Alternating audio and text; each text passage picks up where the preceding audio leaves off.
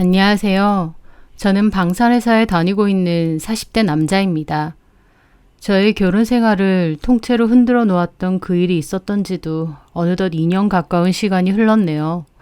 그날도 저는 평소처럼 회사에서 바쁘게 일을 하고 있었습니다. 눈코 뜰 새 없이 바쁘게 업무를 처리하던 도중 친한 친구로부터 전화가 왔어요. 그 친구는 장사를 하는 친구라서 낮에 바쁠 텐데 갑자기 전화가 온 거였죠. 이 시간에 웬일이지? 오늘 쉬는 날인가? 생각하며 전화를 받았습니다. 명호야, 무슨 일이야? 야, 성진아, 너 지금 당장 내가 보낸 사진 좀 확인해라. 사진? 무슨 사진? 일단 확인하고 전화해. 친구는 몹시 다급하게 말을 했습니다. 무슨 일일까 생각하며 친구가 보낸 사진을 확인한 저는 그 자리에서 돌처럼 굳고 말았죠. 왜냐면 그 사진은 아내가 웬 낯선 남자와 바닷가에서 허리를 껴안고 있는 사진이었거든요. 조금 멀리서 찍히긴 했지만 분명 아내가 맞더라고요. 옷도 아내의 옷이 맞고요. 그걸 보는데 머리가 멍해지고 황당하기만 했습니다. 장인어른 몸이 편찮으셔서 친정에 가보겠다고 한 아내가 왜 뜬금없이 바다에서 그것도 낯선 남자와 이러고 있나 싶더라고요. 저는 떨리는 기분으로 사무실 밖으로 나가 친구에게 다시 전화를 걸었습니다. 이게 뭐야? 봤어? 그거 재수씨 맞지? 여기 어디야? 강릉바다. 나 오늘 쉬는 날이라서 가족끼리 바람 쐬러 왔거든. 근데 가만 보니까 재수씨가 있는 거야. 나도 처음에 너랑 같이 온 줄 알았어.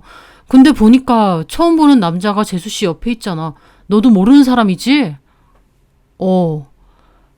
야, 이게 뭐냐? 재수씨 바람 피는 거야? 바람? 저는 얼떨떨해서 제대로 대답도 못했습니다. 아내의 바람이라니 생각지도 못한 일이었으니까요. 야, 일단 재수씨한테 전화해봐 네가. 거짓말 하는지 한번 보라고. 내가 일단 동영상으로 찍고 있을게. 저는 황망한 기분으로 친구가 하라는 대로 아내에게 전화를 걸었습니다. 잠시 후 아내가 아무렇지 않은 목소리로 전화를 받았죠. 응, 여보. 지금 어디야? 나 엄마랑 밥 먹으러 왔지. 엄마랑? 아내는 정말 천연덕스럽게 거짓말을 했습니다. 저는 떨리는 마음을 애써 누르며 오늘 저녁에 집에 오는 거 맞냐고 물었더니 맞다고 하더군요. 그렇게 알겠다고 하고 전화를 끊었어요. 잠시 후 친구한테서 다시 전화가 오더라고요. 전화했지? 내가 멀리서 동영상으로 다 찍었다. 가관이다 가관이야. 너한테 전화 오니까 옆에 남자한테 조용히 하라고 쉿 하더라니까. 야, 재수씨 진짜 무서운 사람이네. 너 전혀 몰랐어? 야, 일단은 동영상도 같이 보낼게. 재수씨랑 얘기 좀 해봐. 알았지? 그래. 그렇게 멍하게 계단에 앉아있으니 친구가 동영상도 보냈습니다. 친구가 좀 멀리서 숨어 찍은 거라 흔들리긴 했는데 정말 친구 말대로 아내는 전화가 오니까 옆에 남자에게 쉿 하더라고요. 그리고 저와 짧은 통화 끝내고는 다시 그 남자 허리에 팔을 감싸고는 무언가 대화를 나눴습니다. 또렷하게는 안 나왔지만 분위기만으로도 몹시 다정해 보이고 애틋해 보이더라고요. 아내가 바람을 피우고 있었다니 저는 정말 감쪽같이 몰랐습니다. 친구가 우연히 발견하고 알려주지 않았더라면 계속 몰랐을 테죠. 결혼 생활 9년 차, 저희 부부 사이에 아이는 없습니다.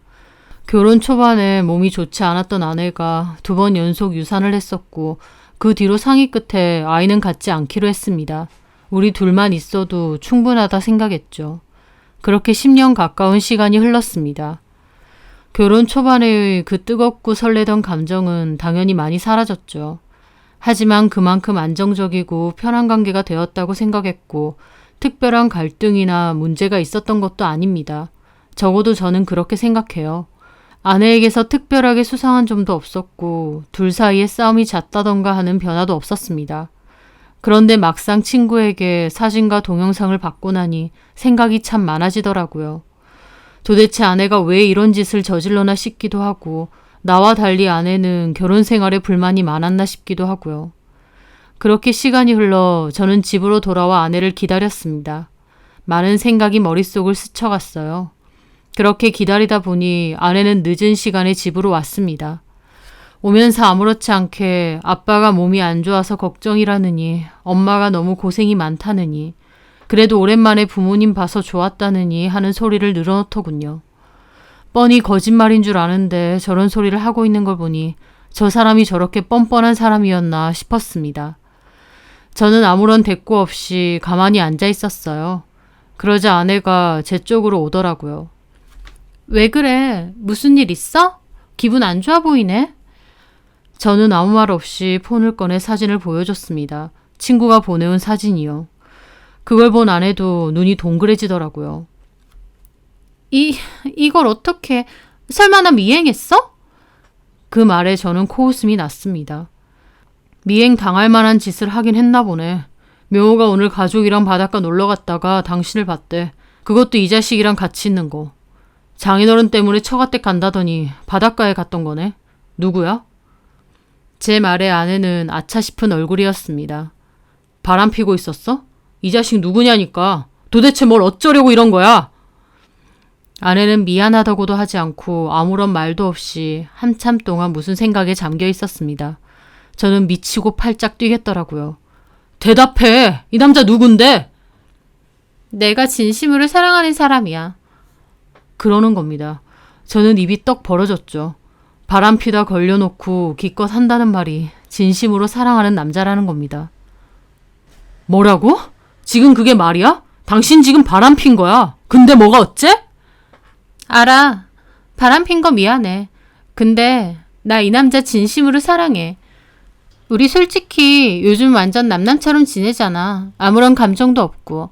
당신은 바쁘다는 핑계로 나 외롭게만 만들고. 바쁘다는 핑계가 아니라 진짜 바빠. 그래, 당신은 늘 바빴지. 그리고 나는 외로웠어. 그래서 바람 폈어? 바람이라고 해도 되지만 솔직히 나한테는 사랑이야.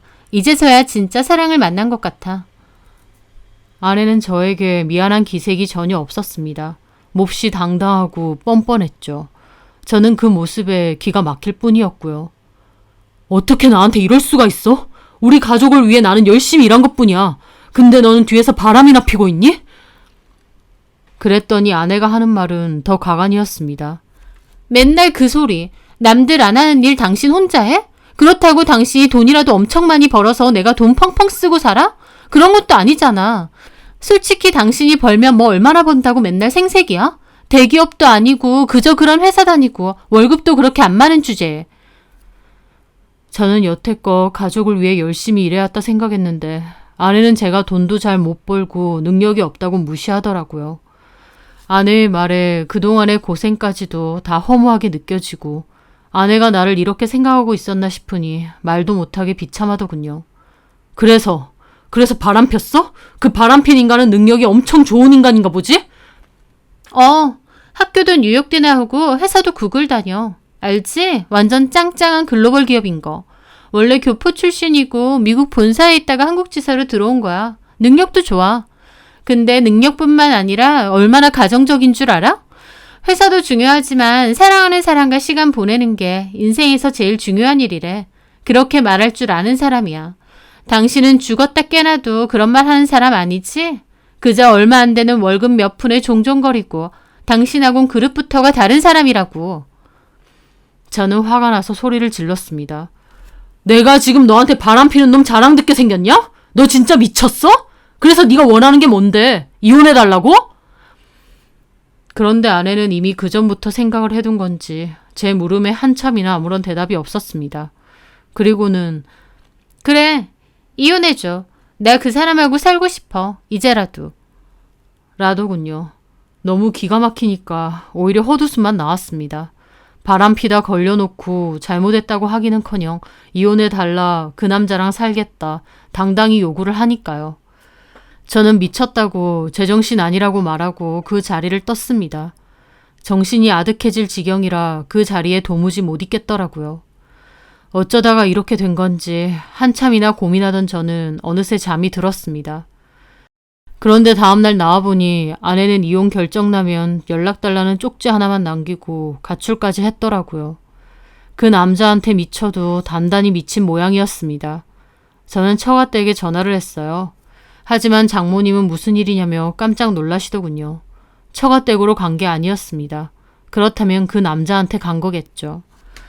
저는 자초지종을 다 설명했고 장모님도 수미 걔가 미쳤나 보다 그러면서 전화해보고 저한테 연락을 주신다고 했어요. 그렇게 저는 출근을 했지만 일이 손에 잡힐 수가 없었습니다. 하루하루 정말 지옥 같은 기분이었죠. 아내는 난데없이 바람나서 집을 나가버리고 이혼해달라고 하고 평범하고 잔잔하던 제 삶이 통째로 흔들리는 기분이 들었으니까요. 연락해보고 전화를 주신다던 장모님은 며칠이 지나도 아무런 연락을 안 주셨습니다. 결국 제가 다시 전화를 했죠. 그런데 장모님도 처음 전화를 했을 때와는 확연히 달라진 태도시더라고요. 아마 아내랑 무슨 이야기가 된 게 아닌가 싶더군요. 장모님은 저희 아내랑 전화는 했는데 어딘지는 안 가르쳐 주더라면서 그래서 모르신다고 했습니다. 그러면서 하는 말이 애가 너무 이혼을 원한다고 그 남자가 너무 좋다고 저러는데 난들 어떻게 하겠느냐며 이미 부부 사이는 틀어졌는데 이혼에 대해서도 생각해 보라고 도리어 저를 설득하시는 겁니다. 저는 장모님마저도 어떻게 이럴 수 있나 싶었어요. 말도 안 되는 소리 그만하시라고 어떻게 이럴 수 있느냐 따졌죠. 그런데 장모님도 저한테 솔직히 자네 맨날 일 핑계 대면서 수미 외롭게 한 것도 맞잖아. 도대체 제가 뭘 그렇게 외롭게 했습니까? 가족을 위해 열심히 일하고 저 한눈 판 적도 없습니다. 남들도 다 이렇게 살아요. 수미는 자네랑 사는 게 너무 힘들었대. 애정도 없고 그렇다고 부부 사이를 지탱해 줄 만한 애가 있는 것도 아니고. 그렇게 말하시면 안 되죠. 애는 서로 합의하에 아니 수미가 더 원해서 안 가지기로 했는데요. 누가 잘했고 못했고가 아니라 애도 없는데 안서방도 차라리 이혼을 생각해보라 그거야. 이미 싫다고 집까지 나갔는데 뭘 어쩌겠나. 저렇게 나오는데 내가 아무리 엄마라고 해도 어떻게 할 수가 없잖아. 안서방 생각해서도 하는 말이야. 맘 떠난 마누라 데리고 살아봤자 아니야. 팔은 안으로 굽는다지만 어떻게 바람핀 자기 딸을 두둔하실 수 있나 싶더군요. 장모님 혹시 수미한테 무슨 얘기 들으셨어요? 그 남자랑 재혼할 거다 그런 얘기요? 아니야. 그런 얘기까지 안 했어. 누군지도 몰라. 참 너무하시네요. 딸한테 뭐라고 하지는 못할 망정 어떻게 저한테. 뭐라고 했다니까. 끊겠습니다. 우리 부부 사이는 알아서 할게요. 그렇게 전화를 끊었습니다. 어쩌다 이렇게 됐나 싶어 술만 진탕 마시게 되었어요. 그러다가 그때 사진과 동영상을 보내줬던 친구한테서 연락이 왔어요. 너무 힘들었던 저는 친구들을 만나게 되었습니다. 그리고 친구들에게 그간 있었던 일을 다 얘기했고 친구들도 기막혀 했습니다. 그러다가 한 친구가 그 내연남이 어딜 다니느냐 물어봤고 저는 구글이라고 말했습니다. 와이프 하는 말로는 교포 출신이고 미국 본사에 있다가 한국으로 들어왔다고 하더라고. 미친놈이네. 능력만 좋으면 뭐해. 남의 와이프랑 바람피는 게 아무렇지도 않대? 제정신 아니구만. 그러더니 뭔가가 생각난 모양이더라고요. 아참 정원이가 구글 다닌다고 했는데. 정원이? 내 고등학교 동창 알지? 걔가 구글 다닌다고 그랬거든. 그 남자 이름 뭐라고? 하경석. 오케이. 내가 정원이한테 그놈에 대해서 물어보라고 할게. 그리고 말 나온 김에 남의 와이프 가로챈 놈이라고 소문도 확 내버려야지. 친구는 소문을 내버려야 된다고 길길이 날뛰더라고요. 저는 이미 이혼을 해주겠다고 마음을 먹고 있었던지라 괜히 문제를 일으키고 싶지는 않았습니다. 그래서 친구한테도 그냥 어떤 인간인지만 좀 알아봐달라고 소문내거나 그런 건 괜히 명예훼손 당할지도 모르니까 하지 말라고 했습니다. 친구는 물어보고 답이 오는 대로 알려주겠다 하더군요. 저도 그맘때 많은 생각을 했지만 이미 마음 떠나서 이혼해달라며 가출까지 한 여자를 붙잡아서 뭐합니까? 애도 없고 걸리는 것도 없는 상태이니 그냥 이혼해줘야겠다 마음을 먹었습니다. 저도 아내에 대한 정이 다 떨어졌고요. 그렇게 아내에게 문자로 이혼해준다고 했습니다. 그거랑 별개로 위자료는 줄 거 생각해 놓으라고 했죠. 그렇게 첫 조정기 일이 잡혔을 즈음이었어요. 조정기 일을 기다리고 있던 와중에 그때 그 내연남에 대해서 알아봐준다던 친구에게서 전화가 왔습니다. 그런데 그 친구가 그 남자 이름 하경석 맞아? 혹시 잘못 알고 있는 거 아니야? 라고 묻더군요. 아니야. 위자료 소송 진행할 거라서 이름하고 연락처는 내가 제대로 받아놨어. 그 이름 맞아. 왜? 그랬더니 친구가 의아해 하더라고요. 정원이한테 알아봐 달라고 했거든? 정원이가 며칠이나 신경 써서 찾아봤는데 그런 사람 없대. 뭐 다니다가 퇴사한 적도 없고 아예 그런 사람은 없다는데? 저는 그 말을 듣고 너무 벙찌더라고요. 같은 회사에 다니는 사람이 아예 하경석이라는 사람은 없다고 했으니까요. 뭔가 이상하다 싶었던 저는 수소문 끝에 믿을 만한 흥신소를 하나 찾아냈고 그 남자 정보로 뒷조사를 의뢰했습니다. 이미 이혼을 하기로 마음 먹었기에 어쩌면 의미 없는 짓이기도 했지만 그보다 그 남자가 어떤 남자인지 궁금함이 더 컸거든요. 그런데 어렵지 않게 받아낸 그 남자 정보를 본 저는 너무 황당해서 웃음까지 나오려고 했습니다. 그 남자는 구글에 뉴욕대 졸업은커녕 애초에 외국에 나가본 적도 없더군요. 외국 글로벌 기업은 개뿔이고 3년째 무직이었습니다. 그걸 보는데 아내가 완전히 속고 있구나 싶은 생각이 들었어요. 이런 남자인지도 모르고 결혼 생활 끝내고 능력 좋은 남자랑 재혼할 거라고 큰소리친 거라니 아내가 참 어이없고 한심하게 느껴졌습니다. 더불어 참 허탈하고 어이가 없어서 웃음만 나더라고요. 당연한 소리지만 저는 아내에게 아무 말도 하지 않았습니다. 10년 가까이 산 저를 너무나도 쉽게 배신하고 다른 남자에게 갈아타려고 한 아내. 그 아내에게 진실을 말하지 않는 것이 저의 유일한 복수였으니까요. 그렇게 조정 기일날 재산분할과 위자료 얘기가 나왔습니다. 아내 측 변호사는 재산분할 반을 요청했지만 저는 싫다고 거절을 했어요. 아내는 재산보다 그 남자와의 새 시작이 더 중요했기에 요청한 재산에서 반만 달라고 하더라고요. 최대한 빨리 끝내고 싶은 눈치였죠. 저는 알겠다고 했습니다. 그리고 위자료는 1,000만 원이 나왔습니다. 저도 빨리 끝낼 생각을 했기에 조정은 원활하게 진행이 됐고 결국 이혼도 하게 되었어요. 나오는 길에 아내도 수월하게 끝내줘서 고맙다고 하더라고요. 그러면서 자기는 잘 살 거라고 저보고도 잘 살라고 했습니다. 미안하다고 하면서요. 저는 머릿속에선 그 남자의 진짜 정체를 떠올리고 있었죠. 그래도 사랑해서 결혼했고 10년 가까이 살아온 정이 있는데 말해줄까 하다가 본인이 직접 깨닫는 게 낫겠다 싶어서 아무 말 하지 않았습니다. 그리고 저도 그랬죠. 네가 선택한 길이야. 그러니까 그 선택에 책임지고 잘 살아. 우리는 앞으로 보지 말자. 저는 그렇게 말하고 돌아섰습니다. 10년 가까운 결혼 생활이었지만 종지부를 찍는 건 참 간단한 일이더라고요. 한동안은 허무하기도 하고 힘들기도 했으나 바쁜 회사 일에 치이기도 했고 또 저만의 생활 리듬을 조금씩 찾아가다 보니 이혼의 후유증은 점차 사라져가고 있었습니다. 그렇게 1년 넘는 시간이 흘렀을 때였어요. 저는 주말에는 등산도 하고 퇴근 후에 운동도 하고 취미생활도 가지면서 혼자만의 삶을 나름 잘 즐기고 있었죠. 그런데 어느 날 퇴근하고 집에 돌아오는데 갑자기 아내가 불쑥 집 앞에서 저를 기다리고 있는 겁니다. 너무 놀란 저는 뭐 하는 짓이냐 돌아가라고 했어요. 아내는 몰골이 초췌하고 안 좋더라고요. 술 냄새도 좀 나고요. 그리고는 저를 보고 난데없이 우는 겁니다. 그 새끼 순 사기꾼이었다고. 외국 학교 나온 적도 없고 국을 다닌 적도 없다고. 무직이었고 사는 집도 알고 보니 월세였다면서 빚만 잔뜩 있더라면서요.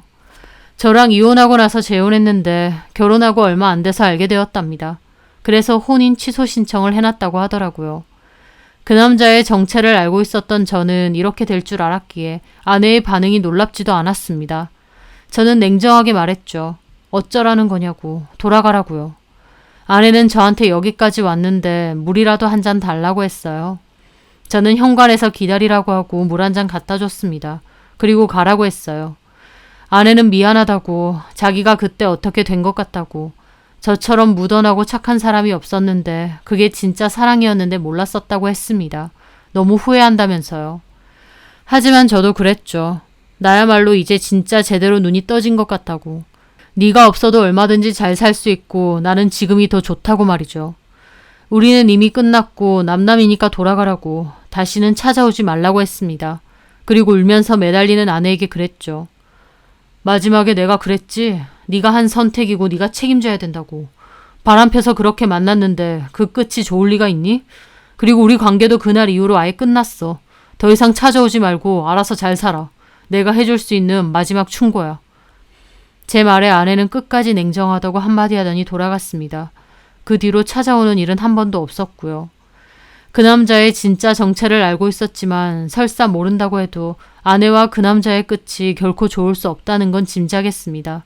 당연한 일이죠. 다른 사람 배신하고 상처 주면서 시작했는데 그렇게 함께하는 게 뭐 얼마나 가겠나요. 한 번 배신이 어렵지 2번 배신은 일도 아닐 텐데요. 게다가 그 남자 역시도 그렇게 병적으로 거짓말하고 자기를 포장하는 사람이라면 어떤 인간인지 불보듯 뻔할 테니까요. 다시 혼자가 되고 나서 결혼 말고도 나에게 행복감과 안정을 줄 수 있는 게 뭔지 찾고 있습니다. 그게 운동일 수도 취미생활일 수도 있겠죠. 아내에게 본인 선택에 책임을 지라고 했던 것처럼 저 역시도 혼자가 된 제 인생을 잘 책임지고 살아가려 합니다. 또 모르죠. 살아가다 진솔하고 좋은 인연을 만나 새 출발하게 될지도요. 앞으로도 제 마음이 편하고 좋은 길로 잘 가려고 다짐해 봅니다. 제 사연 들어주셔서 감사합니다.